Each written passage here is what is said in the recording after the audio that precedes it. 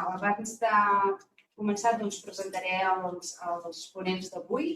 Comptem amb el Luca Rizzi, que és el delegat del govern a Itàlia des del 2015. Luca és llicenciat en Ciències Polítiques per la Universitat de Milà i especialitzat en política i relacions internacionals. En tant que delegat del govern a Itàlia, té una llarga experiència, òbviament, també en el que és l'acció exterior de Catalunya i, per tant, coneix molt bé els seus països i segur que pot fer una aportació molt valuosa en aquesta sessió, també com a expert que ha estat de comunicació i de relacions públiques també en empreses italianes.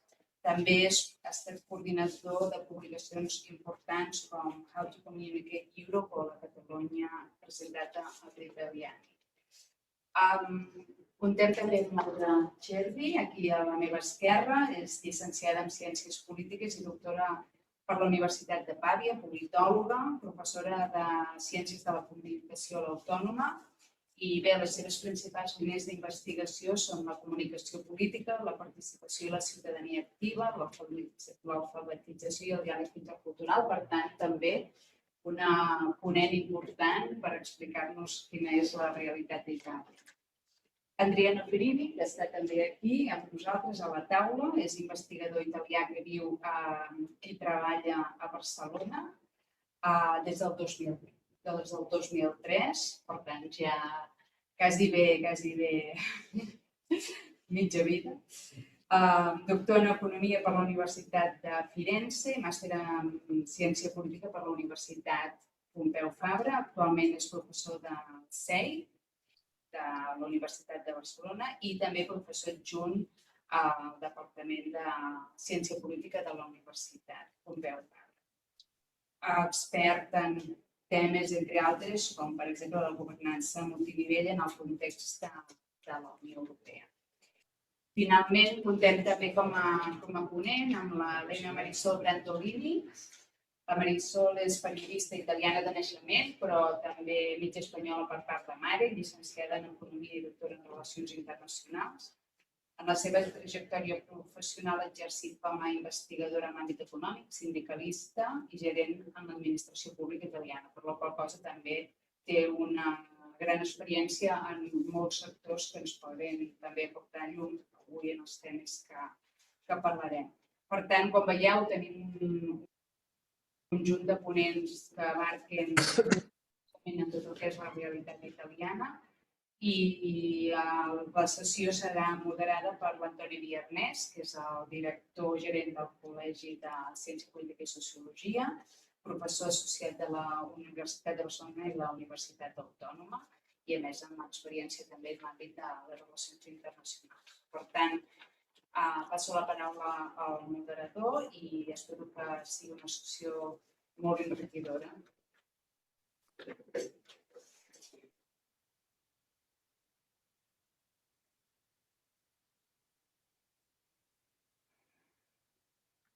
Bé, bona tarda. Gràcies, Deborah, per aquesta introducció i, si us sembla, com que tenim 4 ponents i molt potents, òbviament, els temes de què han de parlar i més coses a dir, a més que no els hi prenguem temps. Jo, a nivell introductori, voldria només mínimament situar aquest acte, perquè, com ha explicat la Débora, tenim la tradició, les entitats convocants, de fer sessions d'anàlisi del que són les eleccions en llocs o moments rellevants i, per descomptat, enteníem que les eleccions italianes recents ho són de rellevants i el país és un país important per nosaltres també. És un país proper geogràficament, és un país proper des del punt de vista cultural i és un país pel qual sentim una atracció mútua. Aquest amor correspost és que hi ha més de 30.000 italians vivint a Catalunya, entre els quals 3 dels ponents d'avui. Aquesta és la prova definitiva. Però més enllà de la proximitat i de l'atracció, per algú que es dedica a les ciències socials, Itàlia és un tema d'estudi apassionant, perquè sempre hi passen coses interessants. això no ara, al llarg de la història, fa 2.000 anys, la república i l'imperi ens van marcar. Posteriorment, en l'àmbit de la ciència política i de la sociologia, diversos pares de les disciplines són italians, el Maquiavel, Oppio, Sartori, Pareto, i hi ha qui diu inclús que Itàlia és com un laboratori on a més passen coses que després passaran als països del seu entorn. Amb aquests antecedents és evident que no podíem deixar de parlar del que ha passat i del que pot passar properament en l'àmbit polític. Sí, ho hem de dir que Itàlia és el Ohio europeu, no electoral, però sí des del punt de vista de fenòmens polítics, però poder sí. Llavors, el que hem convingut amb els ponents és que faríem 2 rondes d'intervencions.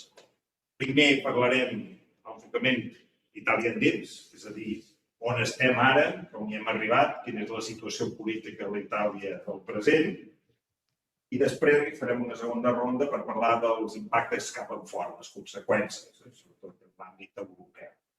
I en cada una de les 2 rondes l'estructura serà 5 minuts per cada ponent per posicionar-se, 10 minuts perquè interactuïn entre ells, i un cop acabades les 2 rondes també en quedarà encara un temps perquè el públic que vulgui fer la seva aportació la pugui fer. Per tant, comencem amb la primera ronda i en aquest títol genèric d'on som, aquí es podria parlar de moltes coses. Podríem comentar si aquest govern de la dreta que ve és una cosa nova, perquè en realitat els 3 partits ja van estar governant els seus antecessors en períodes històrics relativament recents. Sempre que no oblidem que aquesta vegada el pilar central és el Fratelli, que aquest sí que és un fenomen nou.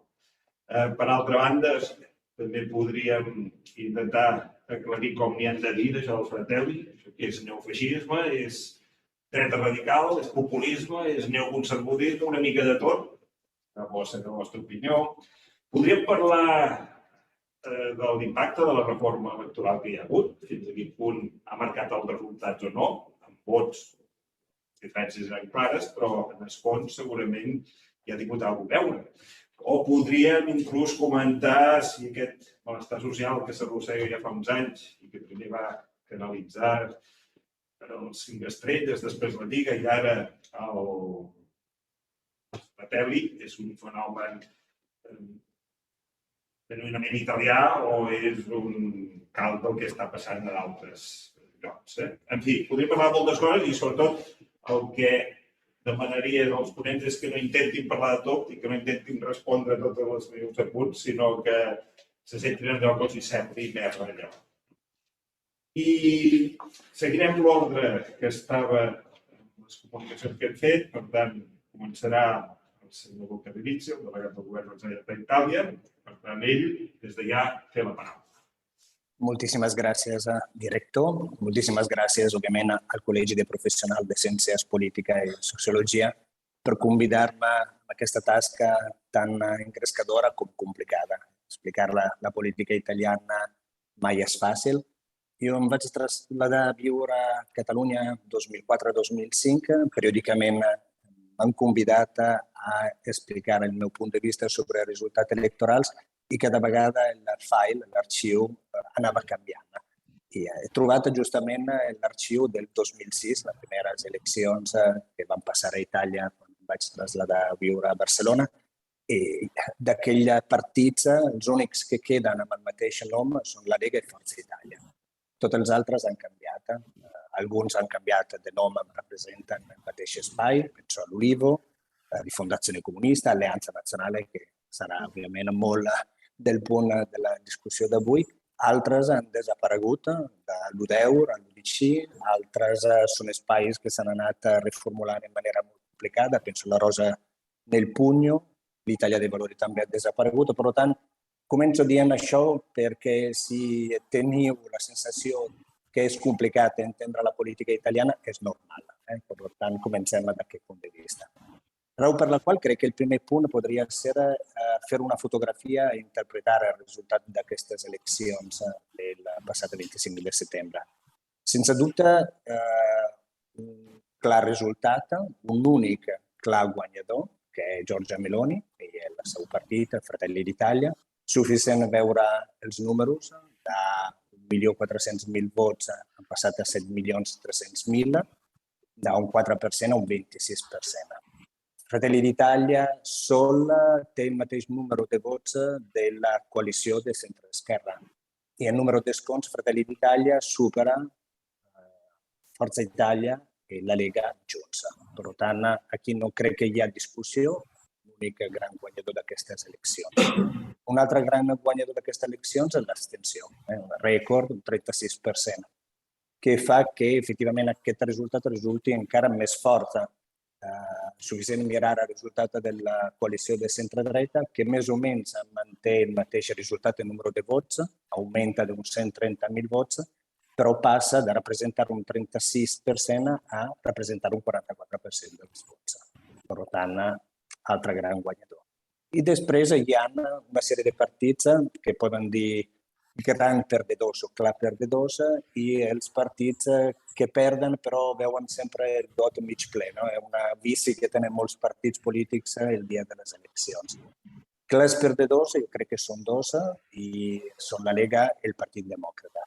Clars perquè no només estan per sota el seu resultat de lo que eren les enquestes, sinó que estan per sota també de lo que era l'indar psicològic que representava una clara derrota. Això es nota moltíssim amb la Lega. La Lega arribava d'un gran resultat a les últimes eleccions, que eren a les europees del 2019, 10 milions de vots, el 34%, i ara arriba a un 8,8% i 2.400.000 vots.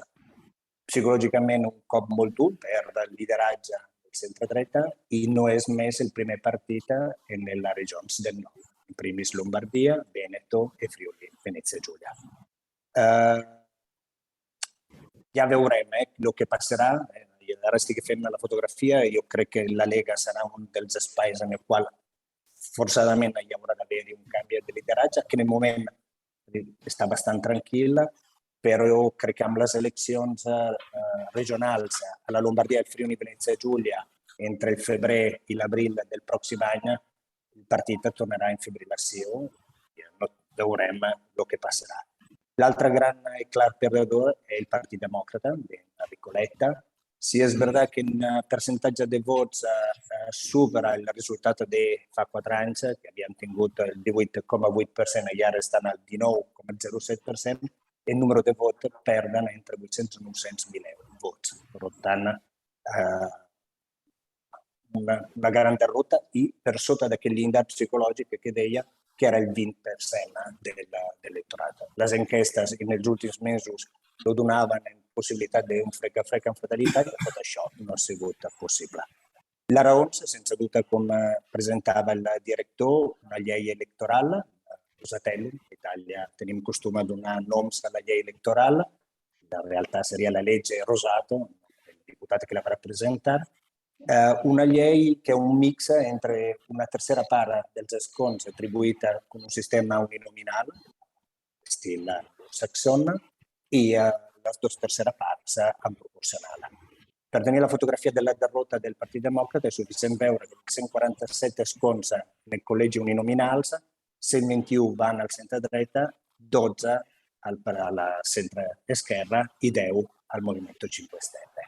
Per tant, aquí crec que és la clau, efectivament, de la victòria del centre-dreta, que s'ha presentat com una coalició compacta, i el Partit Demòcrata ha tingut tota la dificultat o l'incapacitat o l'involuntat a creare un'alternativa con una coalició més ampla de la con la qual s'ha presentat. Dels partits... Sí, si sembla, fem aquest primer punt. Ja estem als 5 minuts, han anat molt ràpid. Estem als 5 minuts, sí. I així després reprenem si no és deixant. Ara seria el torn de la senyora Elena Marisol Brantolini, periodista italiana i doctora. Senyora Elena, quan vulgui. Moltes gràcies per convidar-me a aquest debat. Doncs jo penso que la situació és força complicada i cerquem de veure com vam arribar fins aquí i per què ha anat així, perquè no era descomptat. Abans es parlava de la llei electoral. És una llei que dona un premi a qui es presenta a les eleccions amb una coalició i no a qui es presenta dividit. il centre-dreta s'ha presentato amb una coalició i va guanyar. El centre-esquerra va presentar-se dividit i va perdre. Això de senzill. I el centre-dreta no té la majoria dels vots, perquè té el 43,8% dels vots. Doncs, per què hem arribat fins aquí? Bé, perquè han passat massa anys amb governs tècnics a Itàlia i perquè hi ha una crisi de l'esquerra que és una crisi d'identitat, de valors, de polítiques i finalment és una crisi de consens. Fratelli d'Italia va guanyar aquestes eleccions amb el 26% dels vots, que són molts, però no són el 30 o 34% que va prendere la Lega di Salvini o il Movimento 5 Stelle a les eleccions polítiques i europees. Hi ha una part de l'elettorat italià que es mou molt, és que intenta una vegada amb un partit, una vegada amb un altre, busca algú que li pugui donar rappresentància, que pugui donar una risposta a les seves necessitats. I aquesta vegada no ha passat exactament així, en el sentit que, per una banda, perquè el Fratelli d'Italia és un partit molt identitari, e d'altra banda perché hi ha hagut quasi il 40% dell'elettorato che non è andato a votare. Jo crec que tenir un quasi 40% de l'electorat que està al marge de la política és un problema molt gran. El problema de l'esquerra són dos problemes. El primer, abans que tot, és el Partito Democratico. El segon è l'àrea a l'esquerra del Partito Democratico. El Partito Democratico és un experiment que ha fracassat. Al 2007 es va posar junts a una fusió a fred, es va dir, als hereus del Partito Comunista, Partito Democratico di Sinistra, Democratici di Sinistra, eccetera, i als hereus de la part més progressista de la democràcia cristiana. Va néixer un partit sense identitat, que va ser molt governista, que va ser un partit d'aparats, que amb el temps va perdre els riferiments i els vots de les persones més pobres, de les persones més febles i de la classe obrera. I ara està perdent també el vot del set medi.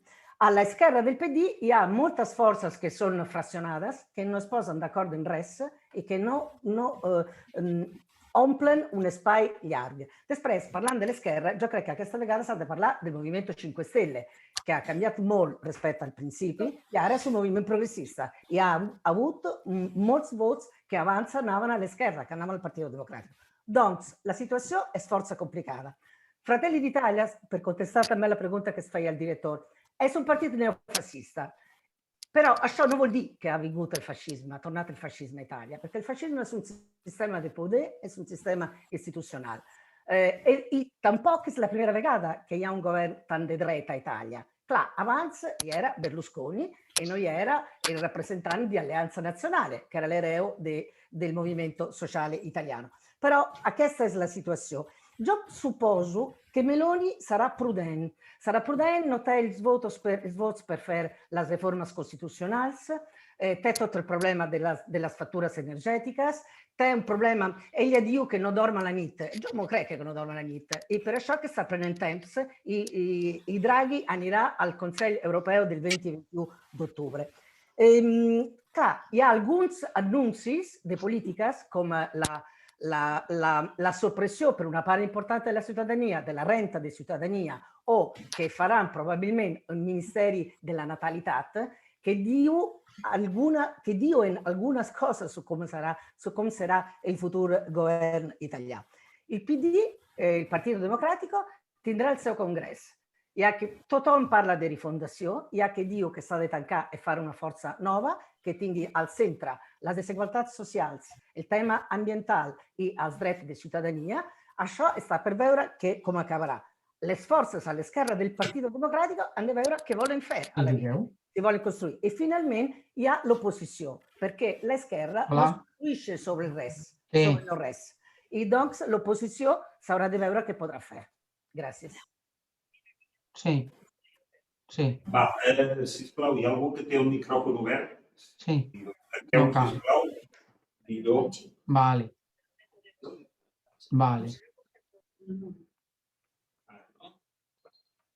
Helena, havies acabat?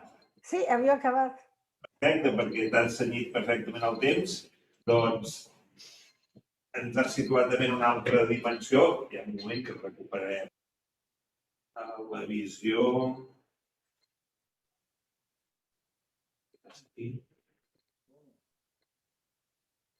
I seguim amb la ronda, després ho reprenem. Ara seria el torn de l'Andrea Noferini, que és professor del CEI i que ens donarà també la seva visió singular. Endavant, Andrea. Bueno, moltíssimes gràcies per la invitació. Sempre un plaer estar con vosaltres aquí al Colpis.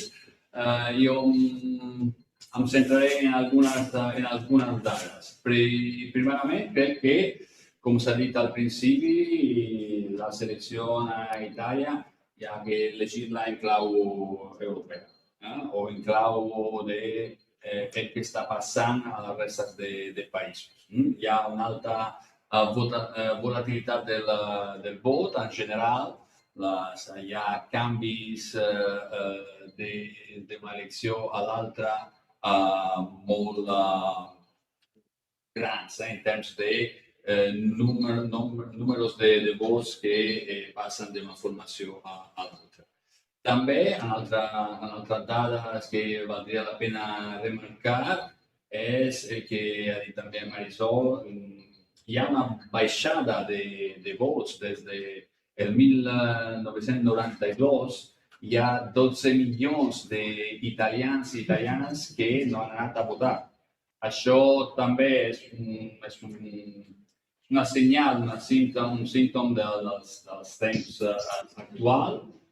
Menys gent decideix d'anar a votar i quan va a votar té menys fidelitat a les formacions que hi havia votat anteriorment.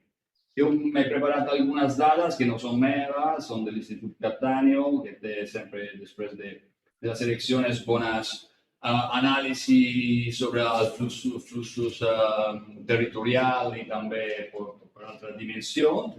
Per exemple, hem vist que Fratelli d'Italia és el partit que té una major fidelitat. L'84% dels que havien votat a Fratelli d'Italia han tornat a votar-lo.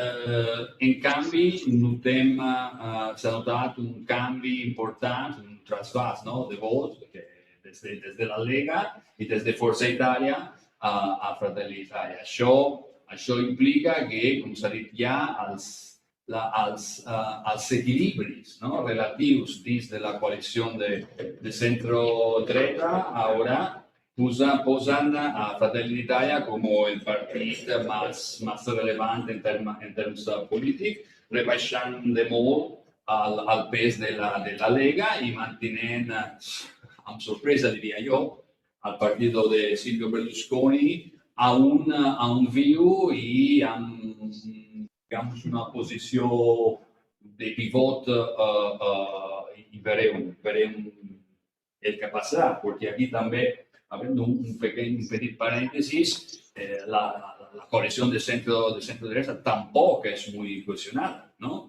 Tenemos ahí fuerzas postfascistas, de derecha radical, pero también posición liberal. El partido de Forza Italia de Berlusconi es conservador, pero liberal.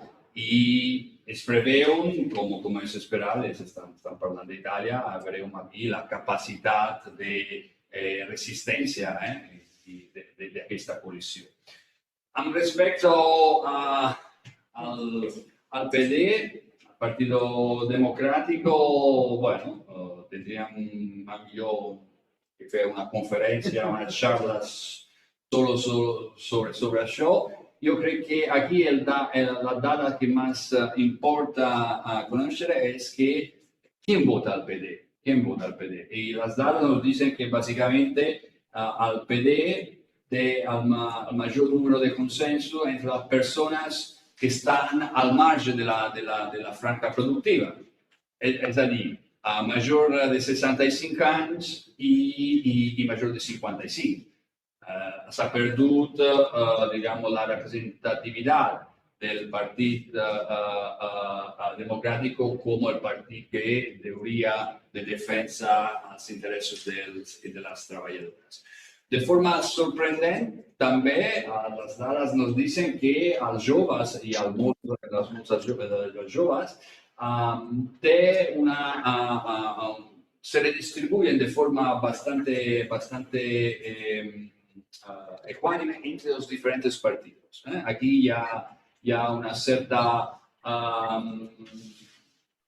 distribució no es detecta amb l'anàlisi del vot que els joves se decanten per la posició més radical. Això no és cert. Amb respecte al territori, aquí no sé si se verà, tinc un mapa, és tot blau. A part on hem nascut jo, que s'ha quedat en vermell, el resto és tot blau. Però això tampoc és una novetat, perquè sabem que Itàlia té una distribució territorial del vot molt marcada. Per terminar, la notícia és que quizá no el Fratelli d'Italia, la coalizione di centrodretta, no guanya amb tota la força que pensàvem al sud. Al sud hi ha hagut una certa resistència, en particular per la campanya electoral i per altres factors del 5 Stelle, que s'han mantingut en certes regions amb un cert peso. Què passarà? No sé què passarà, perquè això els politòlegs no tenim i tampoc quan tenim no adivinem. Es preveuen dificultats, però només d'altres vegades. A mi el que me sorprende un poco, una mica respecto a la prensa, es un poco esta excepcionalidad. No crec que estem en un escenario excepcional. Primer, perquè això està passant. La volatilitat, el ressorgiment dels populismes, això a la resta d'Europa. I respecte a la tipicitat del cas italià, ja hem tingut, com s'ha dit, governs de centre-dreta amb personalitats bastante paregudes a les que tenim avui. Em quedo aquí, si... Perfecte. Moltíssimes gràcies. Ja ens queda encara la Servi, de l'últim punt. Moltes gràcies per la invitació. He de posar que avui ens han instal·lat un equip nou i no està sent prou curós perquè ara mateix no ens enfoca a la taula. Sí, digue'm. Hola, buenas tardes. Hablo con Cristina. Sí, però només petit, diguem. Hauria d'estar responent al que està parlant, perquè el teniu, però no acaba de funcionar. Bueno, endavant, Laura. Molt bé. A ver, mis compañeros ya han dicho prácticamente todo, pero sí que quedan algunos flequillos y les agradezco haberme dejado esos flequillos porque quedan cositas para decir. Por lo tanto, resumo en 2 segundos. Primero, muy bien lo que decía Andrea, no es nada excepcional, Italia no se transforma en una dictadura fascista, ¿no? La extrema derecha no ha arrasado, la extrema derecha ha ganado 130.000 votos, por lo tanto, cuidado con los titulares, ¿no? Alarmantes y alarmistas. Y sobre todo, ¿qué ha pasado aquí? Creo que hay 2 palabras para decir. Punto número 1.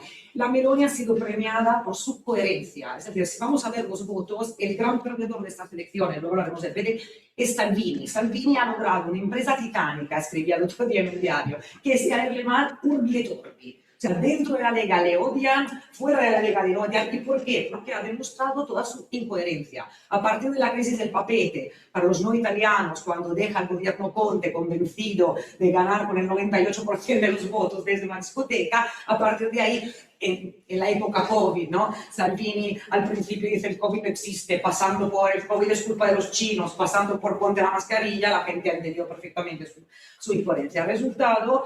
¿Quién ha aprovechado perfectamente la coherencia? Meloni, que se ha plantado, también es bastante fácil, hay que decirlo, pero se ha plantado a la posición y de ahí nos ha movido. Por lo tanto, este electorado que necesita una respuesta en qué situación se ha encontrado el electorado italiano, en el sentido sí que Italia es un laboratorio perfecto. Italia venía de muchos años sin elecciones, por lo tanto, esta idea de los tecnócratas, ¿no? De nos vienen a gobernar, ya no podemos decir algo. Se han encontrado con un PD que ha hecho la peor campaña electoral probablemente de su historia. O sea, el PD ya tenía sus problemas, la campaña electoral ha sido patética. Y lo puedo decir a claras letras, patéticas, porque ha sido una no campaña electoral. Se han dado por vencidos, la Meloni va a ganar y nos quedamos ahí, por lo tanto.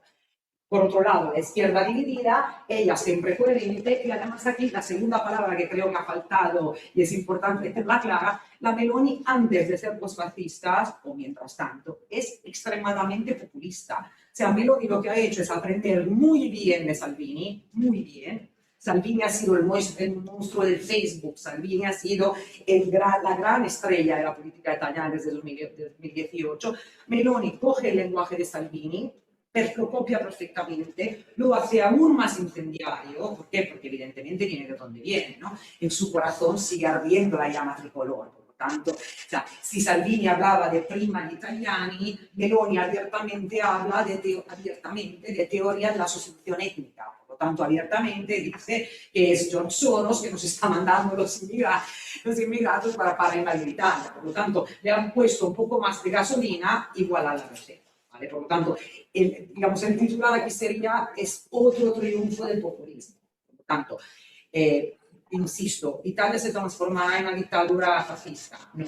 ¿Es una buena noticia? Tampoco, porque evidentemente aquí hago un pinito, digamos, como bien decía el compañero, en general a nivel europeo, esta es una noticia maravillosa para todos aquellos partidos de extrema derecha, pienso en Vox, que han sido los primeros en felicitar a Meloni y están todavía probablemente celebrando. Y sobre todo, el hecho que un personaje en ese sentido, un fenómeno, como Giorgia Meloni pueda ser primera ministra, esto es, como bien decía Andrea, esto lo hemos visto, los populistas en Italia, Italia es el breeding ground, ¿no? La cuna del populismo. Pero que este tipo de discurso se legitimice significa que habrá una normalización del discurso del odio alrededor de Europa. O sea, ya no es grave, ya se puede decir, ¿no? Sustitución étnica, ya se pueden decir barbaridades de este tipo, y segundo, evidentemente, contribuirá a la legitimación de sus partidos. Es decir, yo no haría una comparación España-Italia por evidentes razones. Sin embargo, seguramente un partido como el Vox en ese sentido se siente muchísimo más legitimizado. Y finalmente, sí, yo, como bien decía el compañero, no tenemos la bola de cristal, pero sí que sabemos una cosa. Primero, Meloni tiene que gobernar en coalición.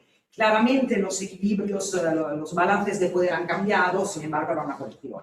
Y no es ningún secreto, amor, que Meloni y Salvini no se pueden ni ver, hasta a nivel personal. Por lo tanto, el problema es de esta mañana la noticia que Berlusconi ha dicho cuidado con los vetos. Uno de los nombres que Berlusconi propone es Licia Ronzulli, que es un personaje que lucha mucho la descripción, no sabía ser un paralelismo español, pero es una persona que la descripción tiene cero que ver. Para daros una idea de quién es Licia Ronzulli, era la persona, lo puedo decir porque sabe perfectamente en los juicios, era la persona que gestionaba a las chicas de Berlusconi. Y se puede decir públicamente porque ha salido ya en el juicio, por lo tanto, la instrucción. Entonces, parece que se están poniendo vetos, por lo tanto, ya la coalición tiene problemas y sobre todo lo último creo que hay que añadir aquí es que el partido de Giorgia Meloni no tiene caballos de raza. O sea, este momento Italia tiene dos problemas fundamentales, los presupuestos antes de diciembre y sobre todo el recovery plan de la Unión Europea. Por lo tanto, hoy como nunca Italia necesita políticos de raza, o sea, gestores de raza.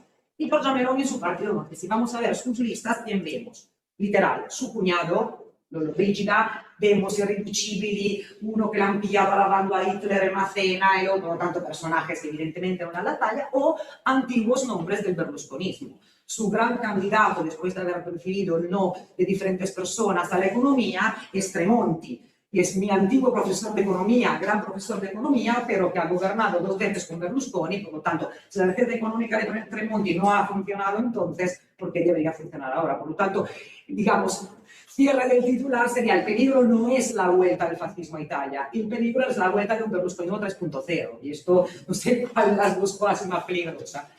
Gràcies, Laura.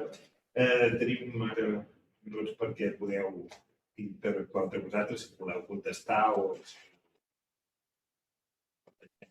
per tant suggerir alguna de nou. Qualsevol dels 4. Sí.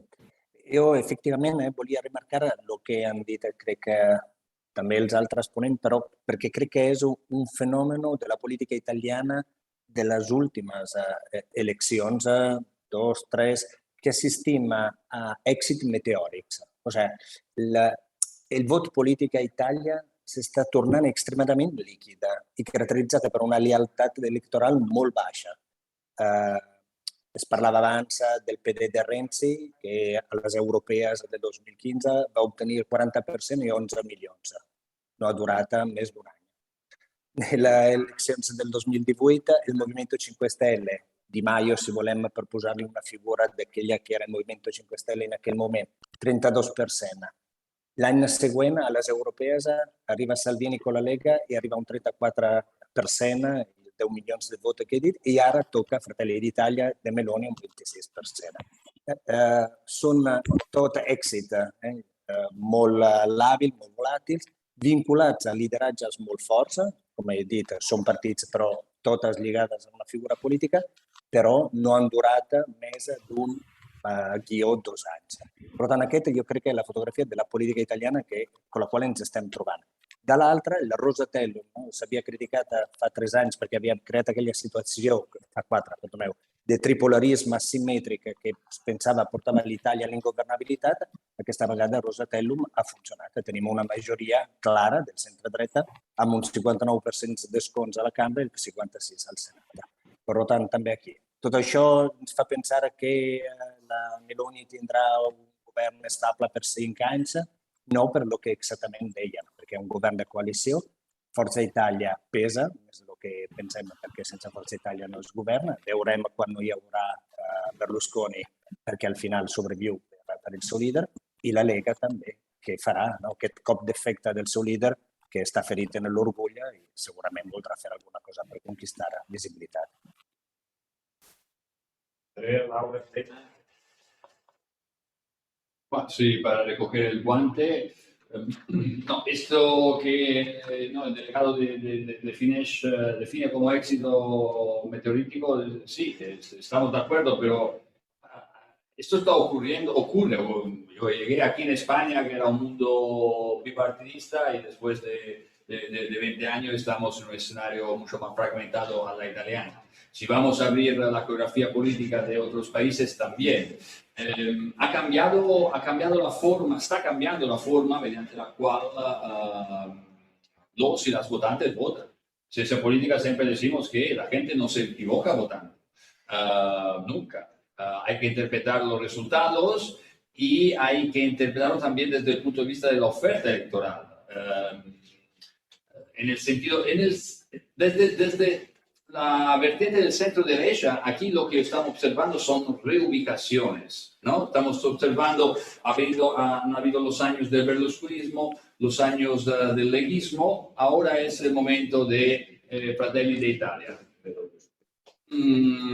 Pero digamos, ahí tenemos un 25-30% de italianos e italianas que se decantan para esta opción.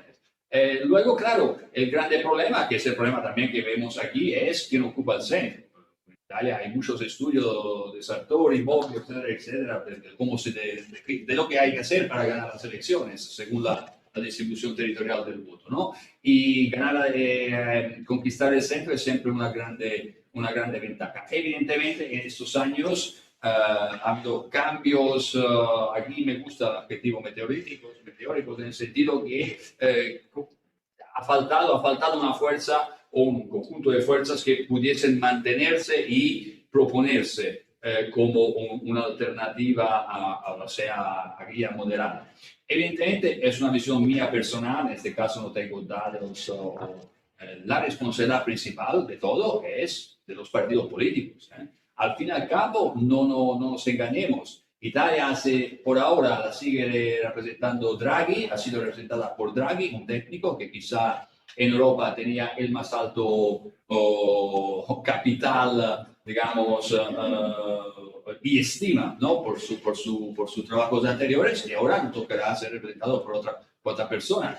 Pero este cambio ha sido decidido por los partidos políticos, que como sabemos son máquinas para ganar elecciones y cuando encuentran ventanas de oportunidades para poder subir de nivel, ganar las elecciones y embolsarse los reembolsos que la Constitución le garantiza, lo hacen sin problema. Pero ahí yo creo que gran parte de la situación problemática que tiene Italia, sobre todo la familia, la responsabilidad la tienen los partidos políticos, y las que lo guían en las últimas 2-3 décadas para quedarme corto.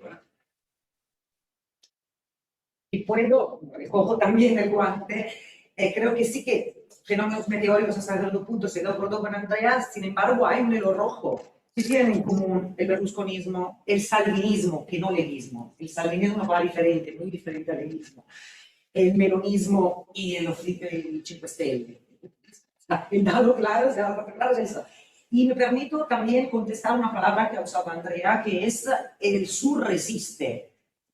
Yo no sé si este voto del sur es un voto populista, sobre todo considerando, eso sí, para dar un poco de información a los que italianos no son, Conte, que es el nuevo líder del Movimiento 5 Stelle, que se había presentado en la época COVID como el presidente, digamos, moderado, etcétera, etcétera, ahora ha absolutamente abrazado el populismo más barato, haciendo una campaña prácticamente solo enfocada a la renta mínima, all'ingresso minimo vital, ¿no? Por lo tanto, considerando que el voto del sur tradicionalmente es un voto bastante cercano al voto de intercambio, ir al sur a decir te doy algo gratis, es que entonces yo no soy tan optimista que el sur ha resistido. Yo creo que simplemente el sur ha hecho lo que ha hecho. O sea, antes, pensemos a Calabria, ¿no? También para los no italianos, Calabria siempre ha sido exactamente como Lombardía y Veneto han sido los baluartes de la Lega. Calabria siempre ha sido el baluarte de los partidos más a la derecha posible, por toda una serie de razones históricas, pero básicamente por el voto de intercambio. Entonces, Calabria ha traicionado, aunque en Calabria sigue ganando, pero sí que vamos a ver los votos, Calabria ha traicionado, donde ha habido un boom de Conte en Nápoles. Esto yo lo llamaría resistir personalmente, no sé cómo lo que es. Para precisar, yo había dicho que el centro derecha no había, digamos, tenido el éxito que se esperaba que tuviese en el sur. Y si puedo añadir una pizca de algo, nos hemos olvidado también de un actor interesante, que es la fragmentación de la izquierda este año ha sufrido de una ulterior fragmentación, que es aquella cosa, ¿no? Si estuviera hablando en inglés diría it, porque no sabría definirlo, ¿no?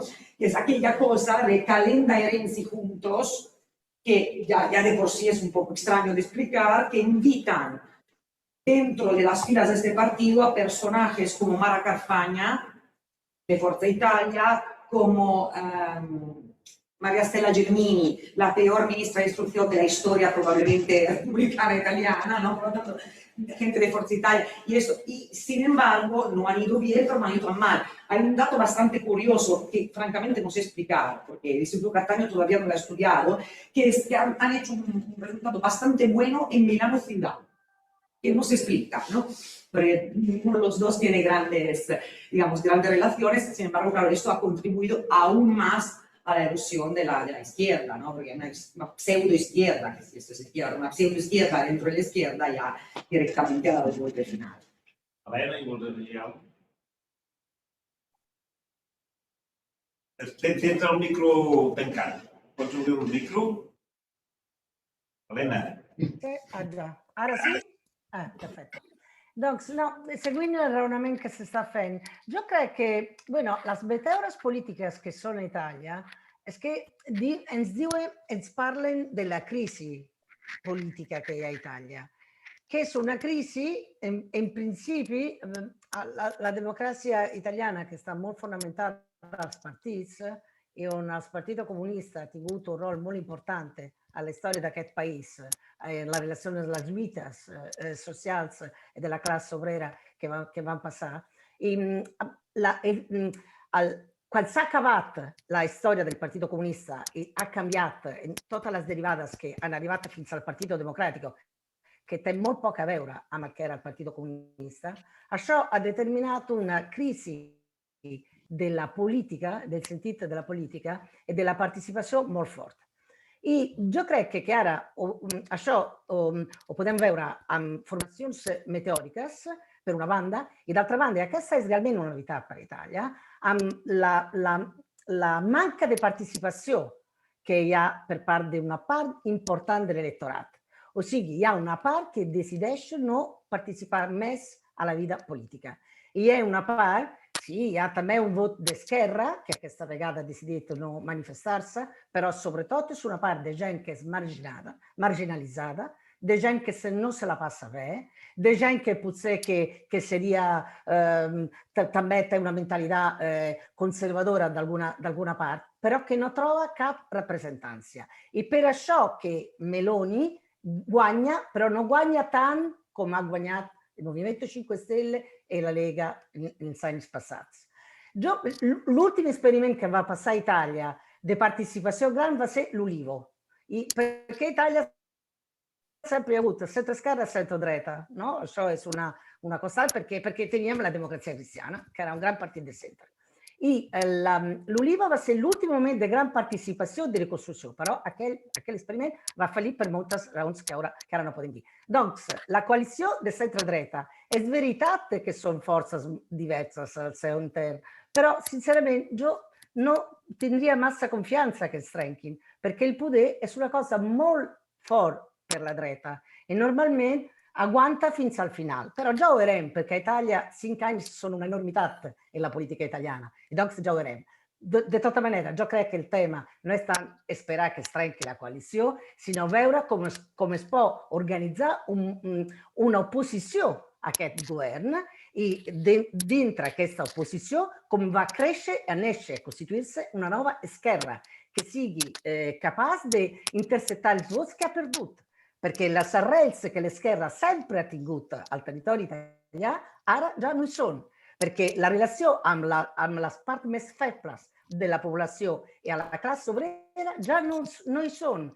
La CGIL, che è un sindacato, jo vaig militar a la CGIL per molts anys, vaig treballar per molts anys com a sindicalista, ara hi ha molta gent que està afiliada a la CGIL e che vota la dreta. Doncs aquest és el tema. Jo crec que la reconstrucció de l'esquerra és fonamental per veure què serà el futur d'aquest país.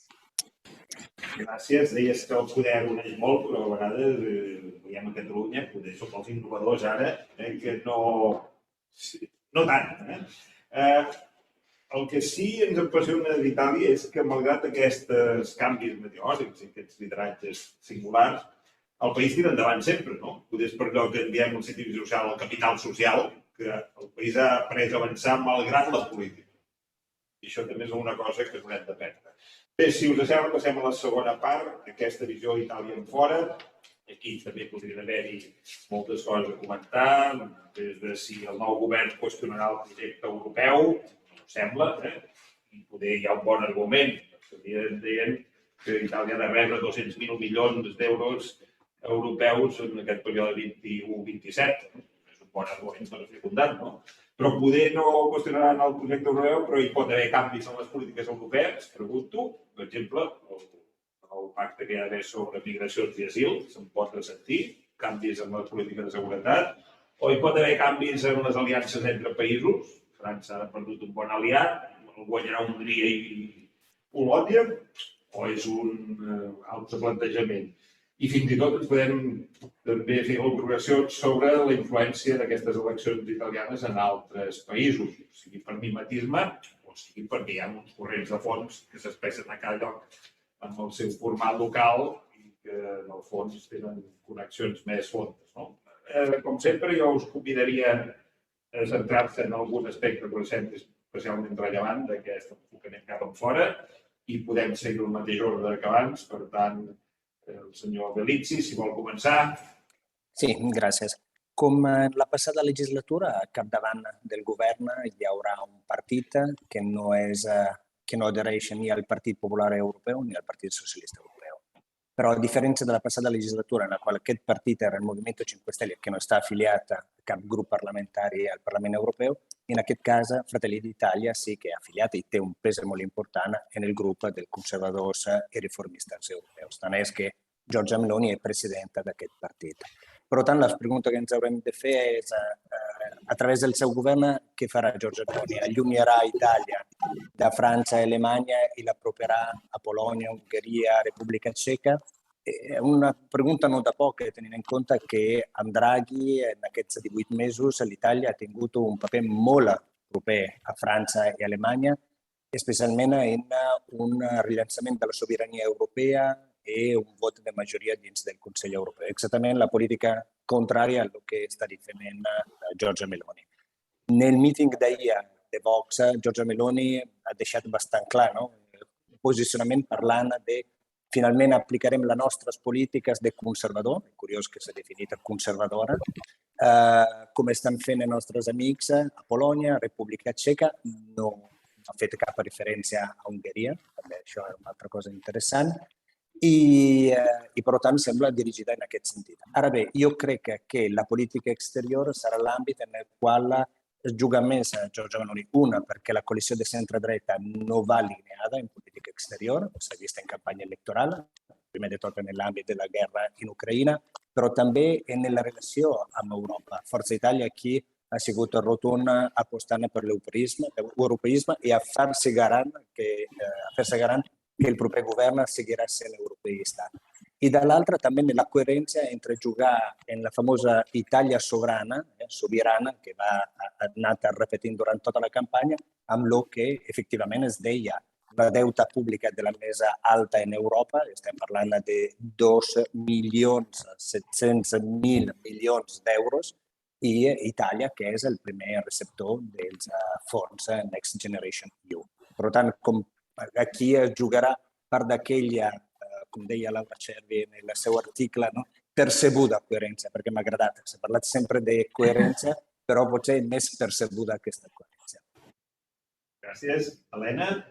Sì, ma io credo che ahir vam viure a Madrid una petita mostra del che pot ser. Meloni encara que no participava en plan institucional, però Meloni és una persona, el seu partit, filoatlantista, per això que als Estats Units no tenen cap problema rispetto a ella. Però clar, che té un'attitudine rispetto a Europa che és una mica diversa. Això vol dir que no canviarà l'attitudine rispetto all'Ucraïna e alla Russia, però che es pot tenir algun problema rispetto a Europa. Encara que jo penso que no és tan senzill canviar totalment la posició italiana a Europa, perquè Itàlia té una història a Europa i no és que es borra com si res. Ahir, per exemple, Meloni va concloure l'acte dient nosaltres visca l'Europa dels patriotes i no visca l'Europa dels ciutadans. Això vol dir alguna cosa, vol dir Europa de les nacions que estan sobre de la Unió Europea. Ella ha dit un'Europa amb menys burocràcia i més pragmàtica, no un'Europa dels valors i dels criteris. Doncs això diu alguna cosa. Quan parla de les polítiques diu transició ecològica, però sense que canviï el model productiu. Diu lluita a l'immigració.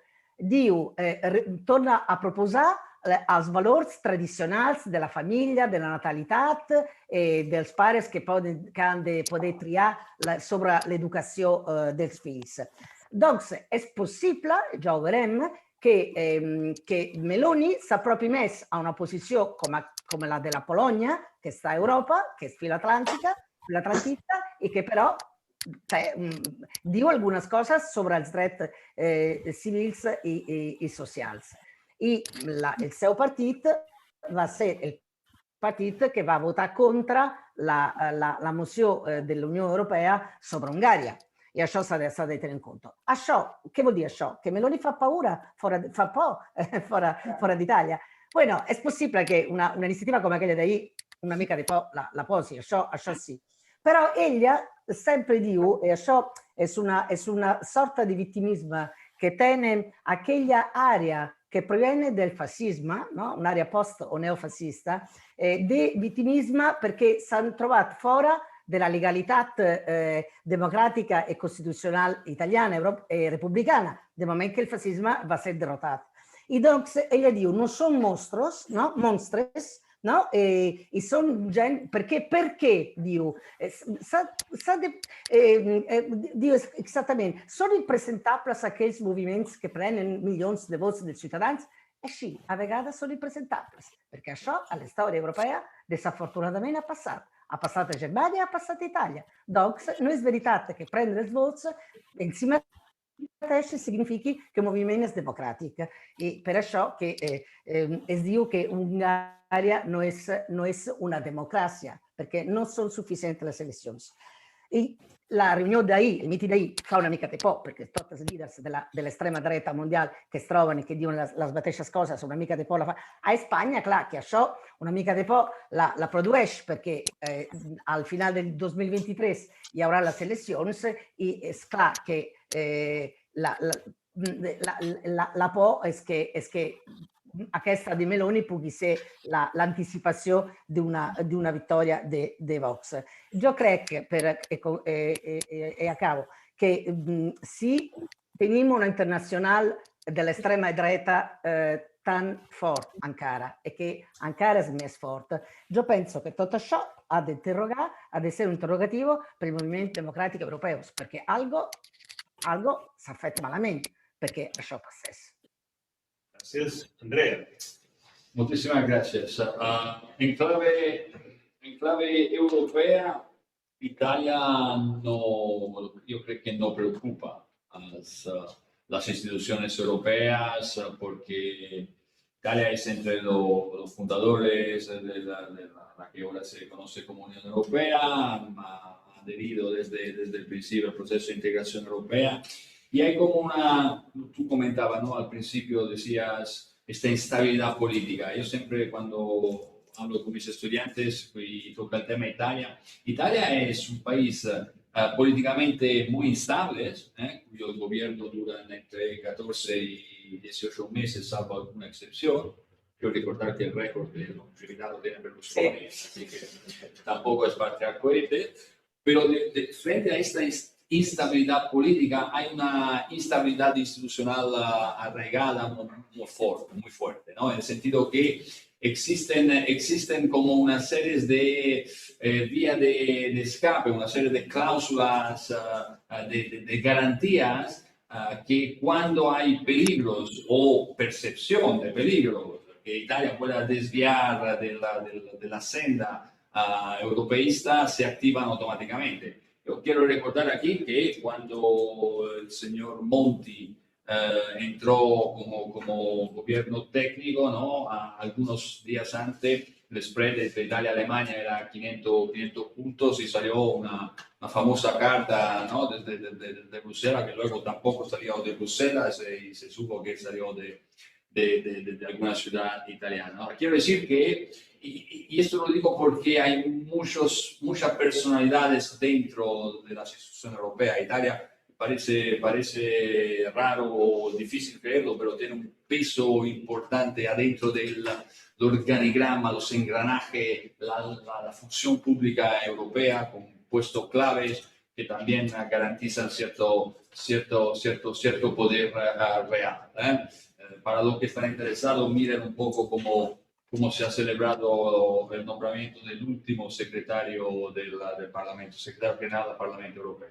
Polémica tremenda sobre esto. Entonces, digamos, desde un punto de vista como italiano residente al extranjero, ¿no? Y defensor de una Italia europeísta, que lo soy, me siento bastante tranquilo, o sea, no me siento más preocupado ahora de otros tiempos, cuando hemos tenido otros ministros o ministras de Asuntos Exteriores. Dicho esto no quiere decir que una fuerza más de estas tintas populistas en un gobierno relevante en clave europea como es el gobierno italiano no pueda servir para afianzar más de lo necesario posiciones populistas que van a poner en dificultad el proceso de integración europea, que ya tiene una serie de problemas muy serios, porque tampoco es capaz de responder a las necesidades de las familias. Entonces, claro, Meloni lo ha dicho claramente, en algunos casos su referente más Polonia que no otros casos. No creo que tenga la capacidad de desviarse por los temas económicos, ¿no? El dinero de los fondos europeos es imprescindible y aquí no puede arriesgar de jugársela mal. Con respecto al papel adentro de los grupos políticos europeos, evidentemente, ¿no? Ahí tendrá que acercarse a las posiciones de algunos líderes más populistas, pero repito, estoy convencido que el margen de maniobra en clave exterior es bastante reducido por temas económicos y por temas políticos institucionales que caracterizan un poco el equilibrio y el papel de Italia dentro del engranaje del proceso de integración. Laura. Sí, totalmente, absolutamente de acuerdo con lo que ha dicho Andrea. Yo también duermo, a diferencia de Meloni, duermo muy tranquila, triste, pero muy tranquila. Y ahora sí que puedo hacer mi trabajo. Yo estudio la comunicación política y solo hace falta ver a nivel comunicativo. La Meloni del encuentro de Marbella, la Meloni del encuentro de Vox, que parecía poseída por Satanás en persona, ¿no? Que gritaban no a las lobbies LGTBs. Al cabo de unos cuantos meses ya dio una entrevista a un periodista y dijo que se arrepiente muchísimo de este tono y la verdad que dijo estas cosas porque estaba cansada, eso estoy citando textualmente, por muy ridículo que pueda parecer, estaba cansada y no quería usar estos tonos. A partir de aquí, la Meloni es aquella persona que quiso proponer el entierro forzado de los fetos abortados, por lo tanto quiso proponer que todas las mujeres que abortaran enterraran forzadamente sus fetos. Esta misma Meloni, evidentemente, en contra de la ley 194 del aborto, en campaña electoral dijo claramente que se la había malinterpretado. Ella en ningún momento quiere tocar la ley 194, sin embargo, lo que quiere es que se respete y eventualmente, que nunca la tocaría, no es marxismo igualmente, nunca la tocaría, sin embargo, lo que quiere es ayudar a las mujeres a encontrar una alternativa. Por lo tanto, y podría hacer muchísimos más ejemplos. Su discurso justo el famoso discurso a las 3 de la mañana no parecía ni ella, ¿no? Y pues quiero ser la presidenta de todos, por lo tanto, yo creo que esto responde perfectamente a lo que ha dicho Andrea, es decir, no puede. También el atlantismo de Meloni, ojo con el atlantismo de Meloni, porque Meloni hace 2 años y medio, si no recuerdo mal, escribe un libro, ¿no? Bastante famoso, Yo soy Georgia, que se ha convertido en su slogan, donde habla maravillas de Putin. Esta mañana, no más tarde, ¿no? Putin es el enemigo público. Y el atlantismo de Italia hasta cierto punto, no tiene una tradición, digamos, basada por el atlantismo en los últimos años. Sin embargo, en los últimos 6 o 7 meses, Meloni ha mandado, si no recuerdo mal, 4 emisarios. Dentro de poco la veremos bidenista. Y estoy bastante segura de que será hasta bidenista, por lo tanto no me preocupa. Dicho esto, exactamente, quería remarcar un poco lo que ha dicho Andrea y lo que ha dicho también Elena antes. Sí que habrá falta de derechos civiles en Italia, no. Seguramente no habrá regresión, pero no habrá avance, ¿no? Que ya lo sabíamos, es bastante evidente. Pero a nivel europeo el problema es eso, o sea, el eje, con perdón, no quiero parecer arrogante, pero alguien que habla de verdad del eje Polonia, ¿no?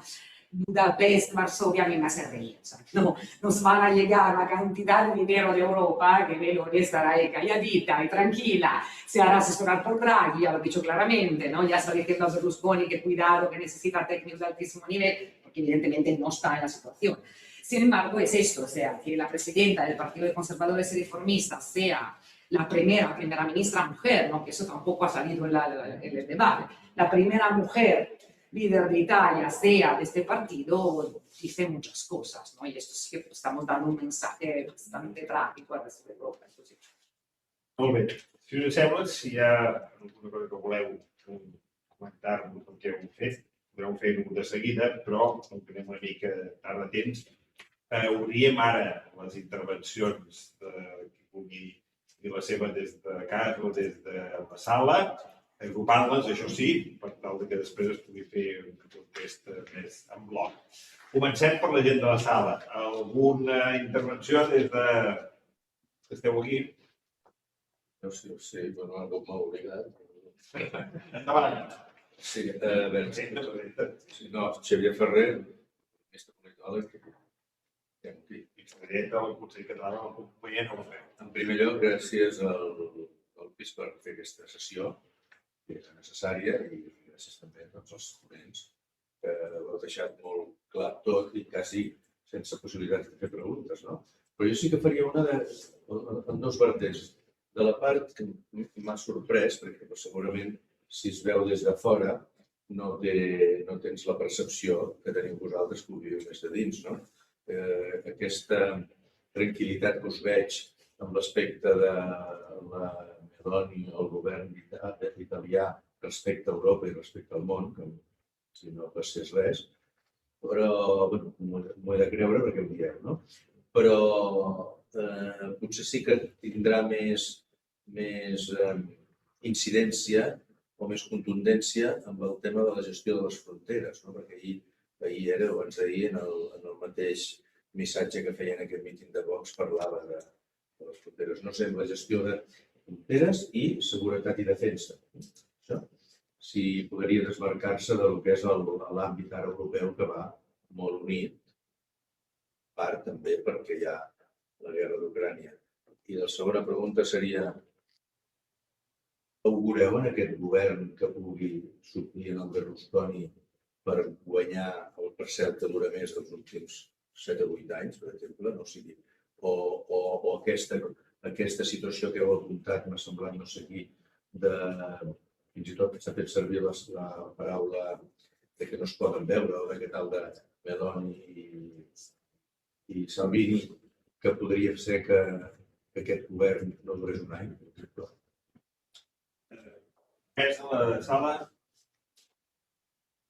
Aleshores, des de les vostres llars, oficines, on estigueu, si algú vol intervenir, que es desmutegi, que faci la seva pregunta o comentari.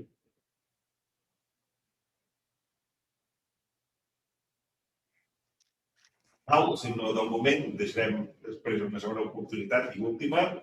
De moment podem contestar a Xavier Ferrer, qualsevol dels quatre, Luca, Elena, Andrea, Laura.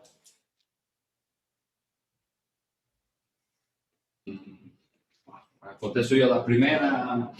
Después de haber tenido Salvini a ministro de Interior, no me preocupa. Exactamente. No, però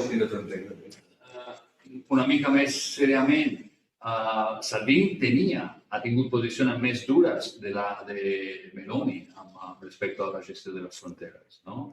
I ja està ahí. No passa res. Nosaltres aparentem aquesta tranquil·litat que és més, perdó per mi, però crec que es más fruto de una desilusión permanente de estos últimos 30 años. Yo, el 92, he vivido sobre mi piel, ya tenía una cierta edad, ¿no? Y han pasado décadas y mucho cambio, ¿no? Entonces, efectivamente, creo que tienes razón cuando dices que esto no ayuda, no va a ayudar a una gestión colectiva, a una toma de decisión, digamos, más cooperativa en el seno de la Unión Europea sobre un tema, un área que es tremendamente sensible y difícil y que tiene como consecuencia pérdidas de vidas humanas y que es dramática, como es la gestión de la frontera. Entonces, un gobierno italiano liderado por la señora Meloni no ayuda a encontrar elementos de cooperación. Y esto es un elemento de preocupación evidente. Si luego me pregunta, ¿estás más preocupado ahora de cuando estaba Salvini? La respuesta es no.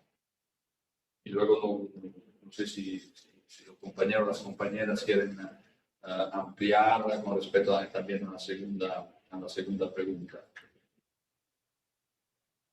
A ver, la segunda pregunta es digamos, me remonto antes, ¿no? Había falta la Black Star, por lo tanto, no decir algo. Por intuición, esto está grabado, por lo tanto tenía que cuidar, bueno, digo estas cosas, pero por intuición. Salvini ya nos ha demostrado quién es. Es decir, Salvini, por eso antes decía Andrea, el leguismo y Salvini son dos cosas bastante diferentes, ¿no? Porque Salvini cambió muchas cosas en la Lega, es el Salvini. Que Salvini, cuando vio que tenía los votos, no tardó ni un segundo en salirse del gobierno de Conte.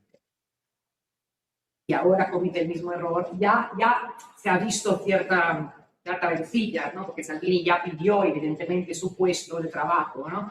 Que es el Ministerio de Interior, para volver a subir a una nave, sin embargo, la Meloni bastante claramente le dijo que no. A ver, todo apunta, y a ver si dentro de 3 días se me desmiente, pero todo apunta a que no tendrá el Ministerio de Interior, por lo tanto sabemos quién es, pero no le conviene en este momento. Esta mañana ha habido una indirecta de Berlusconi bastante interesante, ¿no? Porque sobre el tema que mencionaba antes de esa señora Licia Ronzulli, alguien de Fratelli d'Italia contestó: estamos buscando a perfiles más, no quiero decir la palabra equivocada, pero algo como perfiles más altos. Que puede tener mucho sentido. Sin embargo, Berlusconi esta mañana en Facebook escribió que no se permiten ni vetos ni, por lo tanto ya están empezando. Facebook o en TikTok. No, en Facebook, creo. Sin embargo, claro, aquí falta la bola de cristal. Es decir, alguna fricción habrá, pero el poder llama mucho. En eso estoy de acuerdo con Elena. Sobre todo la izquierda, la derecha lo sabe hacer mucho mejor, ¿no? Tragar para poder mantenerse bien agarrado. Eso tradicionalmente es así, no solo en Italia. Aquí no. Elena o Luca, Perquè si voleu tenir algun apunt sobre coses que hagin quedat pendents d'abans. Sí, a l'espera de veure com serà el govern definitiu, perquè encara s'està en plena battaglia, però és curiós com els noms que giren per 2 àrees molt importants com exteriors i interna per part de Giorgia Meloni van cap a figures tècniques. Recordem que ella sempre ha sigut contra els tècnics. Una de les raons per la qual no volia afidar a Draghi el govern, que Itàlia necessitava de polítics i no de tècnics, i ara, curiosament, exteriors i internes fan noms de figura també bipartisan, penso a figura com el president d'ISPI, Massolo, giusto per fare alguns noms. Io crec que ella sa que és important donar aquesta figura de serietat a nivell exterior, a nivell de política d'intern també, per no caure en el que havia sigut la gestió del Ministeri d'Intern de Salvini. Ara, això és el que ella té al cap. Després, com dèiem, és un govern de coalició. Forza Italia està apretant molt per la figura di Tajani a nivell de Ministeri d'Exteriors, ja d'això veurem.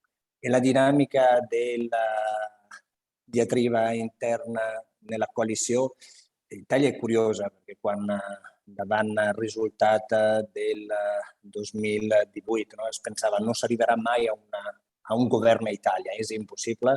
S'ha arribat a un govern giallo-verde que ningú mai hauria pensat i amb el mateix president del govern a un govern giallo-rosso, groc-vermell. Per tant, tot és possible. També allà on tot sembra monolític pot no ser-lo. Jo recordo el primer govern Berlusconi que va caure justament perquè Bossi va treure la confiança. Hi havia, és veritat, tota una sèrie de judicis i processos, però quan tu vas al govern Berlusconi sabies amb qui estaves anant al govern. Per tant, l'interessant, l'entretingut de la política italiana è che se comença amb una cosa che sembra impossible i es converteix en una de la legislatura més tranquil·la i més llarga, amb governs, òbviament, que canvien, perquè això és el refrà italià, i no se sap mai que una legislatura que sembla monolítica, al final puguin sortir sorpreses.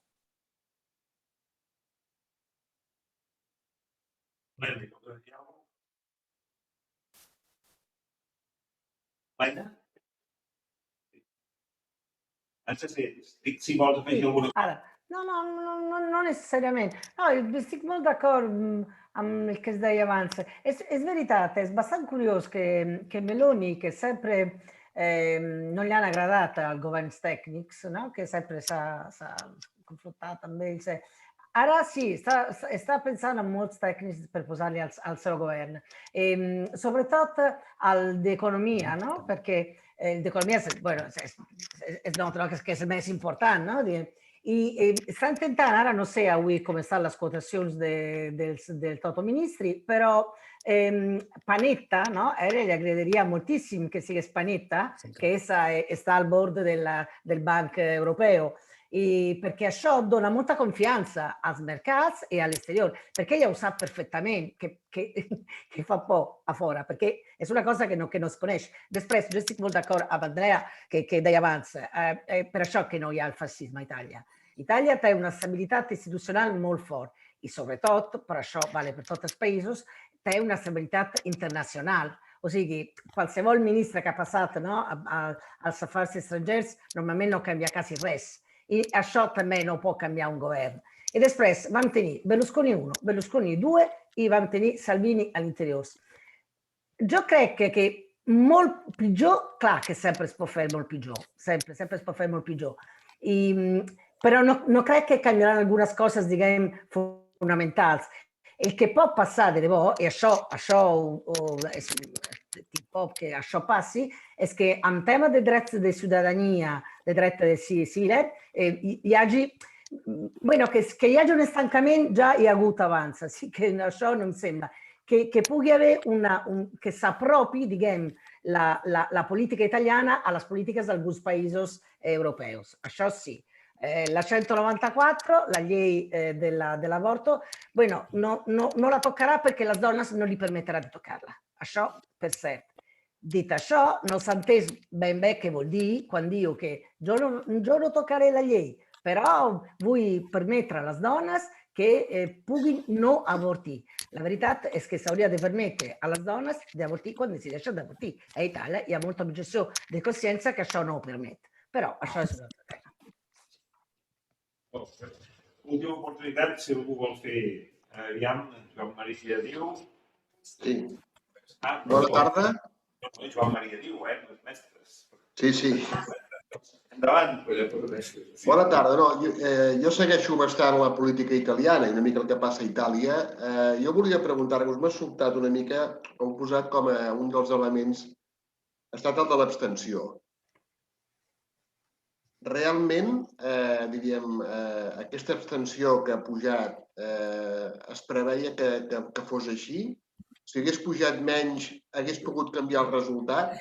I una altra qüestió que volia preguntar era, com s'ha dit aquí, jo també ho he escoltat al telejornal, per exemple, el Partito Democràtico ha dit a Enrico Letta que faria un congrés aviat. Hi ha hagut, potser com a motiu d'aquesta alta abstenció, una provocada també, a part de la situació econòmica i política, una manca de lideratge d'altres partits. Enrico Letta sembla que deixa la primera línia política. Què passarà, per exemple, amb el 5 Stelle, el Conte, si continuen? Es preveuen altres canvis en altres partits que puguin generar unes noves dinàmiques, sobretot a la part del centre-esquerra, no? Perquè la dreta, com heu dit molt bé, ara tindrà aquesta oportunitat de governar i, per tant, els lideratges són els que heu dit vosaltres, però a l'altra part de la política, que potser hi havia un cert desànim en aquesta ocasió, veieu possible un canvi de cicles que permetin en poc temps estructurar novament aquests partits, mobilitzar els seus votants perquè pugui haver-hi un canvi polític? Quan hi hagi alguna feblesa en aquest actual govern que ara ha de començar?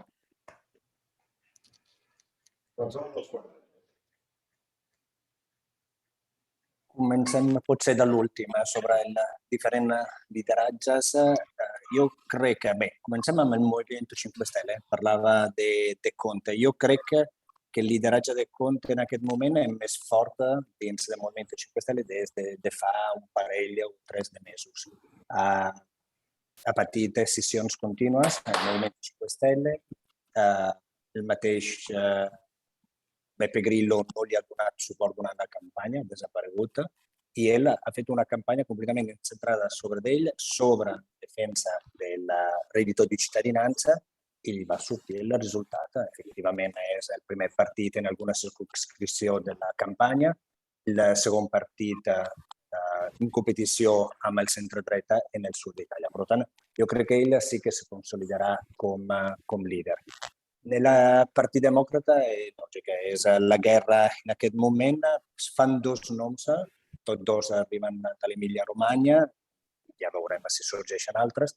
È curioso perché tant Elise Line com Bonnaccini el que reivindiquen effectivament è un partit democràtic que torni a fer polítiques. Jo crec que l'experiència dels anys de Berlusconi, en el qual el centre-esquerra, la política era contra Berlusconi, arriba Berlusconi, anti-Berlusconi, aquí la millor política anti-Fratelli d'Italia, com deia abans l'Elena, és polítiques. Proposar polítiques que vagin a posar en contradditori el que ha intentat vendre Fratelli d'Italia en tota la campanya i, al contrari, fer polítiques actives. Això segurament. L'abstenció, sí, es veia potser venir, no amb aquestes xifres, és, òbviament, reflex d'una desafecció cap a la política i als partits. Crec que l'havia dit abans, Elena, en la primera intervenció, és això, i Fratelli d'Italia guanya exactament en aquest sentit. El centre-dreta ha guanyat poc, 130.000 vots, però ha mantingut actiu i mobilitzat el seu electorat, cosa que, al contrari, els altres països no saben fer-lo. Y en ese sentido, solo un pequeño añadido, creo que ahora el PD tiene una ocasión única, ¿no?, dentro de la tragedia, que es saber hacer oposición. El Partido Democrático ha perdido la vocación de mayoría, que psicológicamente es trágico, ¿no?, para un partido de este tipo ganando el 20%, lo que puede hacer exactamente, en línea con lo que se decía antes, es hacer una buena oposición, porque se puede hacer política también desde la oposición, ¿no?, ver si puede. Y sobre liderazgo, esto ya sí que, ahí sí que no puedo pronunciarme, porque no veo la luz al final del túnel, francamente, pero seguramente pueden tener esa posibilidad de hacer una oposición seria, ¿no?, una oposición de verdad, una política. Con respecto a la abstención, agradezco la pregunta porque efectivamente en los últimos, desde el 92 hasta ahora, repito, hemos perdido 12 millones de votantes y la pregunta que los y las analistas se hacían siempre antes de cada elección es ¿cuánto perderemos de votos en términos de participación? Lo sorprendente es que efectivamente en esta última elección hemos perdido notablemente más de aquel 1,5-2% que siempre se perdía de cada elección. Según los datos del Instituto Cattaneo, creo que estamos entre el 6 y el 9% de bajada. Entonces esto es preocupante, es serio, porque la abstención es uno de los malestares del funcionamiento del sistema democrático, porque sabemos los perfiles que no van a votar. Siempre analizando los datos, efectivamente ha habido el 5 Stelle sí que ha sido capaz de movilizar parte del votante que pensaba abstenerse. Ha ido a votar cuando, según este análisis, digamos, la campaña de Conte ha generado un poco de ilusión. Y no digo nada sobre el PD porque esto se registra y no me quiero luego confrontar con 2 años. Elena, sì. No, io solamente vuoi dire una cosa sobre il lideraggio.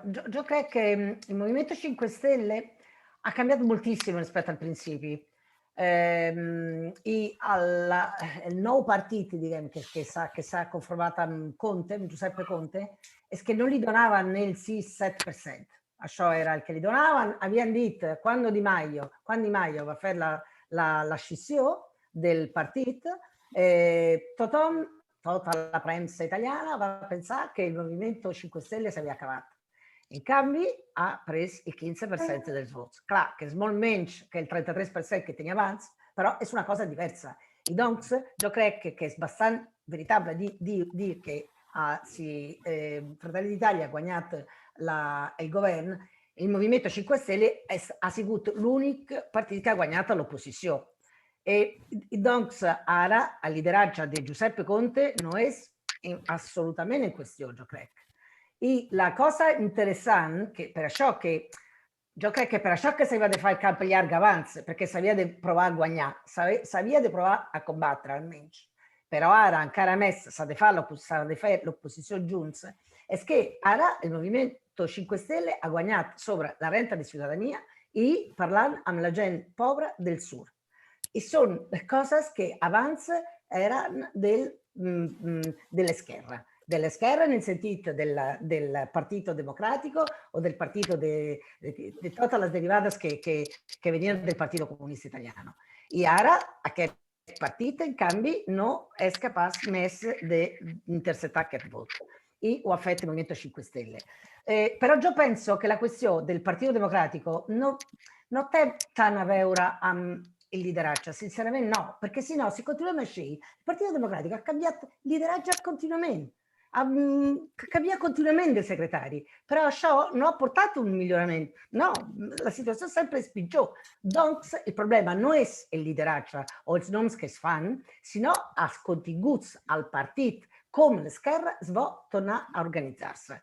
Hi ha qui diu que s'ha de tancar el Partito Democratico e fare una cosa nova, o almenys s'ha de fer una rifondació nel profond, posant molt clarament quals són els eixos de la política, que avui no hi són. I ja veurem què passarà amb el Congrés. Molt bé, doncs per acabar jo faria una micropregunta al delegat Bellizzi, micro perquè és impossible de respondre, però amb el nou govern que s'albira, des de Catalunya, quines expectatives podem tenir en les relacions catalano-italianes? Algun canvi a la vista? Algun plantejament per part de la delegació? Nosaltres, jo crec que seguirem fent la política de promoció dels interessos catalans aquí a Itàlia. Hem anat treballant molt bé estrenyent relacions amb governs regionals italians. L'últim, al mes de juliol, un memoràndum d'entesa amb la Regione Emilia-Romagna, justament amb el Bonaccini, que hem parlat abans. Per tant, hem tingut una mica visió de futur en aquest sentit. Això dona, jo crec, una visió de futur, començar des del nivell regional per arribar també al nivell estatal. Col·laborem, òbviament, també amb el govern italià en àmbit molt específic i sectorial, open government, temàtiques en la qual la Generalitat de Catalunya té competències exclusives. En aquest sentit, jo crec que no canviarà la política italiana i seguirem fent la feina que hem fet fins ara. Fantàstic, doncs com que són ja 2:15 i intentem ser moderats en l'ús del temps, ho deixarem aquí. Agraïm molt tant el delegat Bellizzi com la senyora Brandolini i els professors Andrea i Laura Servi, les seves contribucions, que segur que compartireu, que ens han il·luminat molt i que ens han ajudat a entendre una mica més aquest fenomen italià, que segur que, a més, en els propers temps ens garantirà noves emocions, per tant, ens obligaran a fer noves sessions com aquesta en el futur, però per avui ho deixarem aquí, si us sembla, i agraïm també a la gent des de casa, els que heu vingut presencialment, la vostra participació. Gràcies. Gràcies.